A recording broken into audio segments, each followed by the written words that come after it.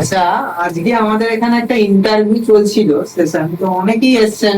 ঠিক আছে, তো তার মধ্যে আমাদের যেহেতু ক্রিয়েটিভ ফিল্ড, এটা একটা বড় জিনিস, ইনিও এসছেন। তো সেখানে যেটা ফেস হয় আমাদের কথা বলতে বলতে একটা একটা বড় প্রবলেম মনে হলো, তাই আজকে ভিডিওটা করা।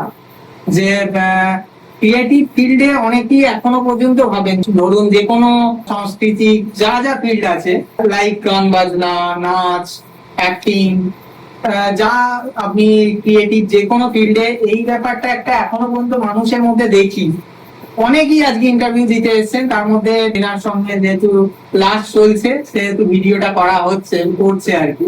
এই ব্যাপারে কি হয় যে ক্রিয়েটিভ ব্যাপার এখনো পর্যন্ত কিন্তু মানুষ যেটা দেখা যাচ্ছে যে সেকেন্ডারি হিসাবে যে কোনো বাড়িতে তাদের যে বলা হয় যে না, মানে গান বাজনা ঠিক আছে, তার পাশাপাশি কিছু পড়াশোনা বা আলাদাভাবে স্টাডি তো সবই দরকার, সবেরই হয়। কিন্তু কি হয় যে ক্রিয়েটিভ ফিল্ডে মানুষ এখনো পর্যন্ত সেকেন্ডারি হিসেবে ভ্যালুটা রাখছেন।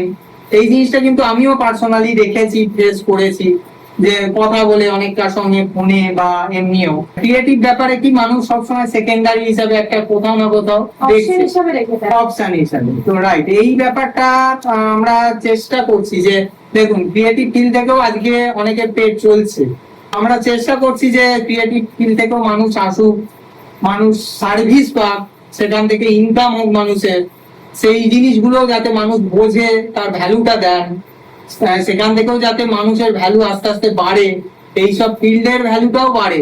এটার খুব দরকার আছে, কারণ এই জিনিস না হলে কি হয়, যখন আমরাই নিজেরাই ভ্যালু না দেবো ফিল্ডে, তখন কিন্তু মানুষও দেয় না। তাই আমার মনে হয় যে কোথাও না কোথাও এগুলোর ভ্যালু দরকার আছে। ক্রিয়েটিভ থেকেও মানুষ সার্ভিস কাজ পাক, সেখান থেকে আরো কাজ বাড়ুক, এখান থেকেও বিভিন্ন রকম গভর্নমেন্ট বা বিভিন্ন জিনিস সাহায্য স্পন্সরশিপ যাতে সবাই পায়, সেই জিনিসগুলো যারা ভালো কাজ করতে চাইছে মন থেকে তারা হেল্প পায়। এই জিনিসগুলো আমরা অবশ্যই ট্রাই করছি যাতে হয় ইন ফিউচার। হ্যাঁ, তার কিছু বলার থাকলে বলুন। কোনো অবশ্যই গান বাজনাকে যে সবসময় যে মানে একটা মানে যে অপশন হিসেবে ধরে রাখা, মানে কাউকেই কোনো জিনিসই অপশন হিসেবে ধরে রাখাটা উচিত নয়। সবসময় তাকে মানে একটা ফোকাস করা ভালো, আমি মনে করি।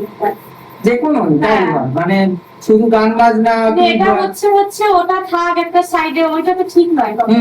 একদমই ঠিক নয়।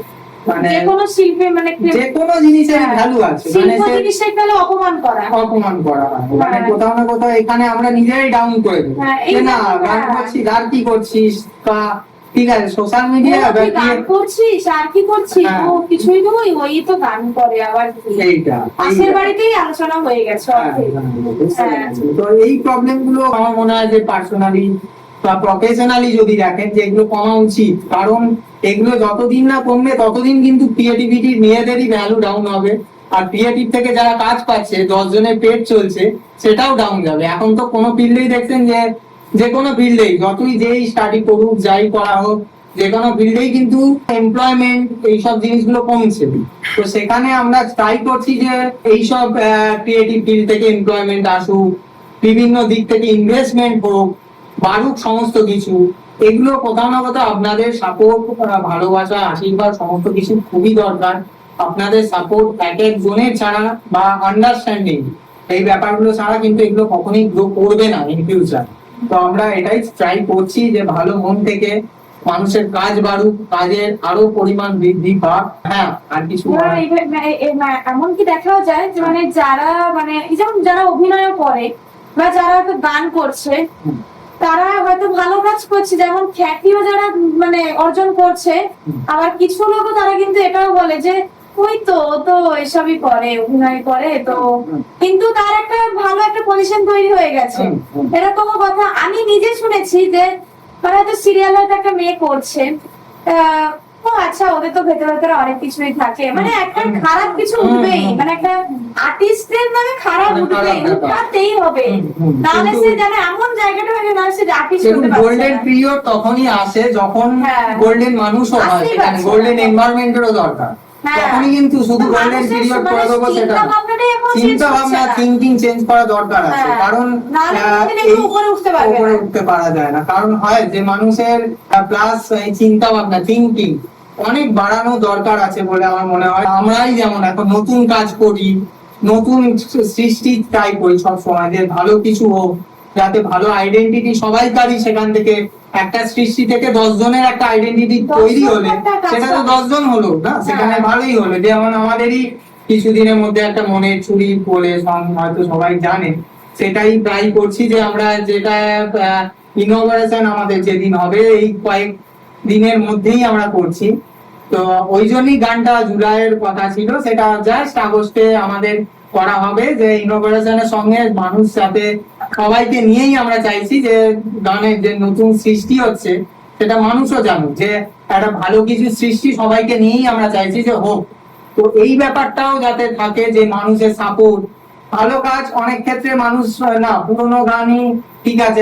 আমি অলওয়েজ এটা বলি যে পুরোনো গান তো আমাদের স্মৃতি, আমাদের ভালোবাসা সেখানে আছেই, কিন্তু নতুন গানই কিন্তু মানুষের ভবিষ্যৎ। আমাদের হ্যাঁ। নতুন গান দিয়েই কিন্তু পুরোনো ভবিষ্যৎ গানই তৈরি সারা করতে হবে। জীবন হয়। একদম এই ব্যাপারটা কিন্তু বোঝার, কিন্তু সেইখানেই যে বা যুগের সাথে তাল মিলিয়ে চলাটাও তো দরকার। তাল মিলিয়ে চলতেই হবে। মানুষের কি ডিমান্ড, কি ব্যাপার, কি বোঝা, মানুষ কি চাইছে এখনকার, এখন বা কি এখনকার শুনতে চাইছে।